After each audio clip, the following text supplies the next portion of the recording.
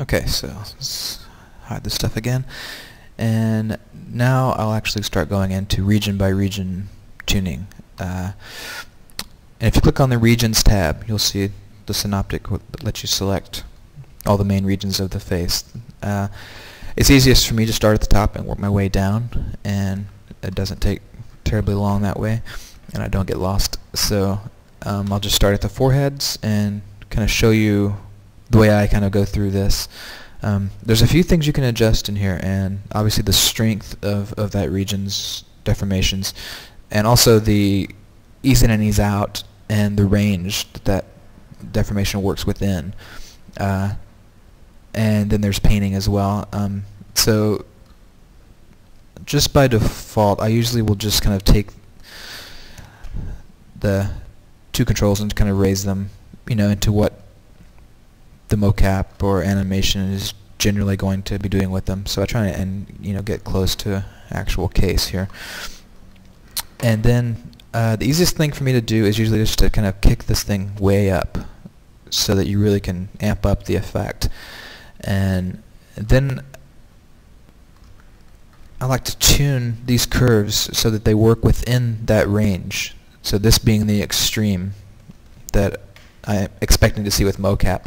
And you can actually be even more precise about this, and if you're doing motion capture stuff, you can go in and pull poses out of a range of motion or a specific take that is, the eyebrows as high as they can go, and apply that pose to just those controls and get, actual data.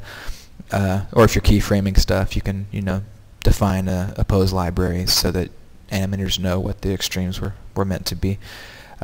In this case, I'll just eyeball it and jack the strength way up there.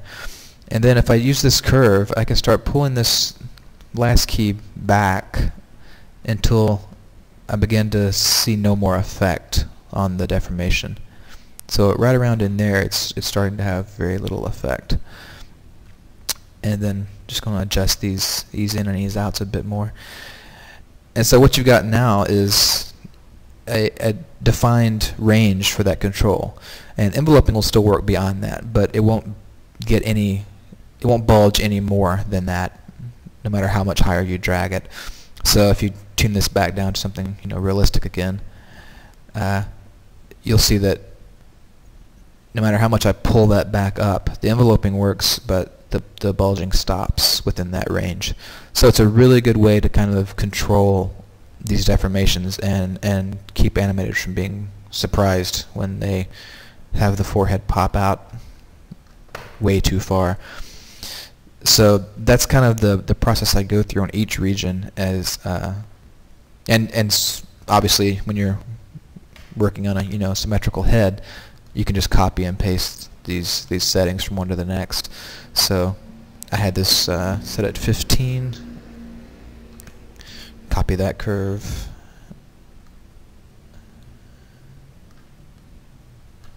Paste those tangents back in. You can also copy your value over.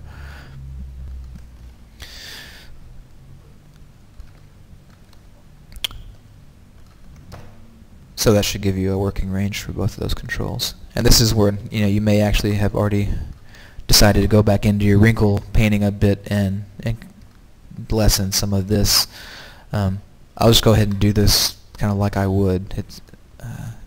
This is kind of the process. I'll just non-linearly go back and forth between all of these modes just to get things to look right as I work. I like to have a really small opacity on this and kind of go in there and just nibble away at some of these wrinkles that are too heavy.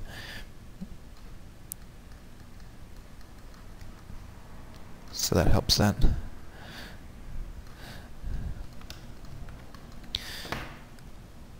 Okay, so then to reset your controls, move on to the corrugators, and again move those into something that's an approximation of where your data is going to actually be placing it. And you'll see all kinds of problems here now on these kinds of areas. I usually just kind of ignore this for now and go ahead and set the same process, set these up really high and kind of just get my range set.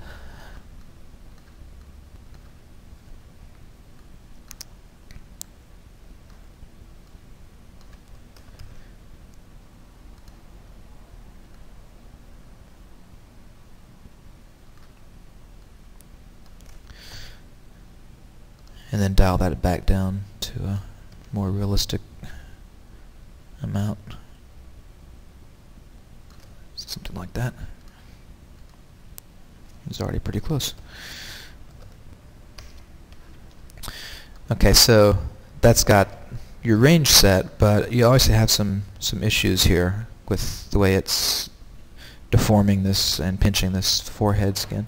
So one thing you can do in here, which you don't usually have to do on the forehead themselves because those are such broad and overlapping areas, but these get pretty specific. You want to control exactly the vert cells you're operating on. So if you select one of the regions and go to the Modify Region Fall Off and hit the Paint, it gives you a map specifically for just that region. And you can start pulling out the verts you don't want. And in this case, you don't want it to overlap quite so severely. Get my opacity back up. And in some cases, I'll just paint it out and put it back in just right where I want it. Whoops.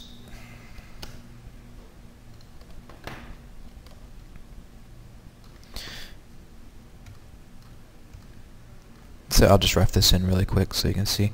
Unfortunately, there are no copy and paste tools for the maps, and you have to kind of do those one at a time.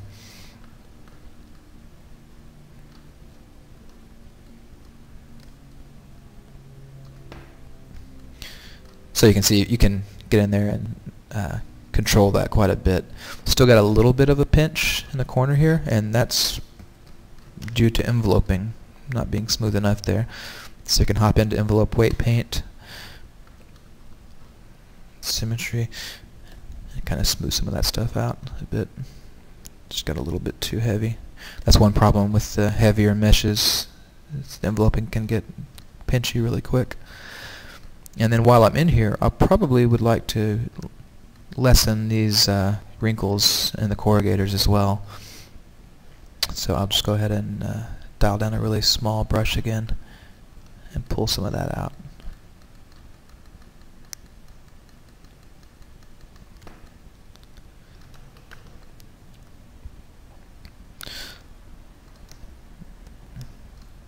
Hide my enveloping. So that's not too bad.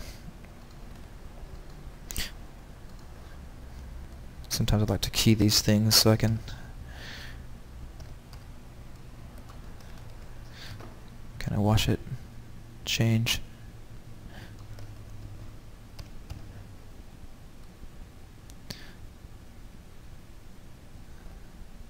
So that's good for now. And again, this stuff, you know, I tend to make a quick pass, and as I get motion on it later, can start really kind of fine-tuning any super specific enveloping or deforming issues.